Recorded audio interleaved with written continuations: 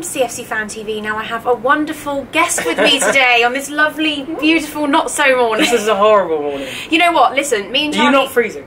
No, I'm alright actually, but me and Charles basically... Braver than me. Yeah, we planned to film this bright and early, with some sunshine, the beautiful setting of the river back there, and it's not turned out that way, but I was determined we're still going to film this outside. This video is going to be about 2 minutes. Yeah, exactly, yeah. Right, Charles, first of all, January transfers. Yeah, so obviously kind of the biggest news out of Chelsea in the past couple of weeks is the departure of Michael Emenalo, which I know you did a very good video on. And a lot of people, while the Chelsea hierarchy will have a lot of changes, it doesn't change the transfer targets for January, which are very much the same as the summer. Players they didn't get in the summer. Players like Ross Barkley, they're still going to go in for. They're going to go in.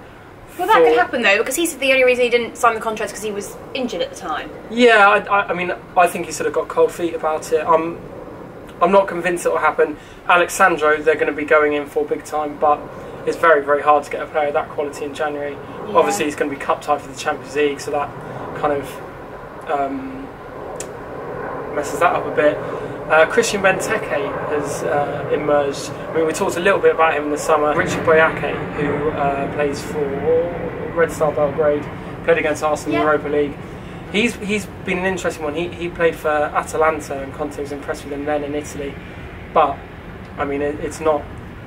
I think there's a few people at Chelsea who are not sure that he's really up to it, but Chelsea will be spending in January. They will have targets in January. Good. Emenalo leaving doesn't change that. I think Conte still has the same reservations about the squad. So. Yeah. Well, I mean, I think he's been a little bit too harsh on some of them, but we do need a few extra players. No doubt. We always leave things to the last minute. Oh, it's it'd be nice to just have players coming in and out January, summer, that actually are half decent, he's happy with, and then we've got a better squad all round, haven't we?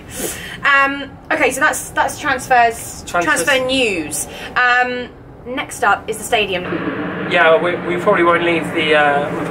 Well, we're not going to leave the current Stamford Bridge until 2020, and you know the whole thing has been massively delayed. Roman Abramovich is also looking for foreign investment from China to pay for sort of... Yeah, I think 500 million or something. 500 million. It's a big old wedge. Yeah, but they have to. I think there's so many problems because I mean, I don't know if you know, Hammersmith and Fulham Council are very.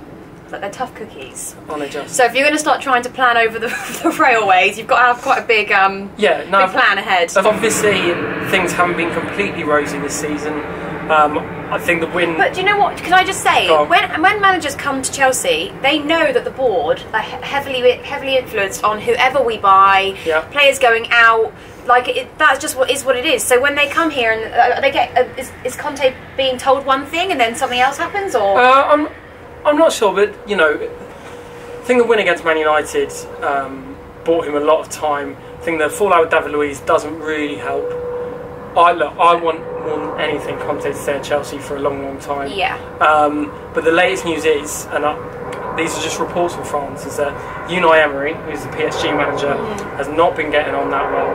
I mean, obviously they're like winning the league and they're going to go far in the Champions League, but Neymar doesn't like it. And me and Rory were discussing that, and we're basically saying that if Conte leaves, I mean, if there's ever an argument between a player and a manager, we back Antonio Conte, unfortunately, as much as we love the player. Yeah. Because I really do, I want to see a manager that's going to be here for the long term. Yeah, I'm not sure that's going to happen. Who else is there? If we get I mean, the thing is, you can say all you like that I want a manager at Chelsea for 10 years, but I mean, even going back, you know, Chelsea have never had that. Nah, I know. Even before Abramovich, but I mean, especially since there's no point saying like, oh, he's going to be here 5 years, he's going to be here 10 years, because every single available piece of evidence I think with would say to the contrary. Yeah, but I think Antonio Conte, though, I think this is probably the first manager we've had where fans I love him. Really like him. Even with Mourinho, there were some people that weren't too sure, but I've never met anybody that doesn't like Antonio Conte. He's a good anyway, comment below, and I'm actually away next week for my birthday. So happy birthday, sir. Thank you. My birthday's on Tuesday, so I will upload something from the lovely Las Vegas. 25 again. 25 again. I'm 26, everyone. I'm old, basically I'm old. Not as old as me. Not as old as Charlie, though. Anyway, yeah, comment below, guys. What do you think of our January transfer rumours? I mean, we've heard a lot of them before, haven't we? And, I mean, do you want Conte to leave? I don't want him to go to PSG anyway, so yeah, comment below.